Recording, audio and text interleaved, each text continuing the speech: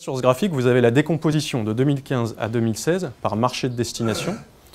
Et vous voyez que les livraisons de modèles produits en Europe vers les marchés européens vont être en augmentation de 5%, et les livraisons en dehors d'Europe vont être en augmentation de seulement 2%.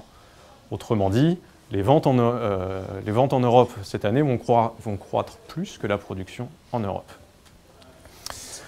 À l'intérieur de ce marché domestique, on observe quelque chose qui, vous êtes probablement tous familiers, une reprise très importante sur l'Europe du Sud. Donc Italie et Espagne, une croissance à 2 chiffres, simplement parce que sur ces pays, la reprise s'est faite attendre et elle est arrivée plus tard et elle est beaucoup plus forte.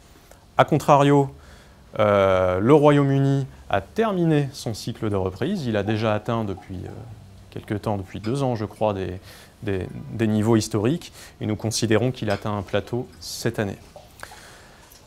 L'Allemagne et la France terminent leur cycle de reprise, et donc on a un tassement, mais toujours une croissance finalement assez robuste dans le contexte européen, et c'est à peu près la même chose pour le reste de l'Europe.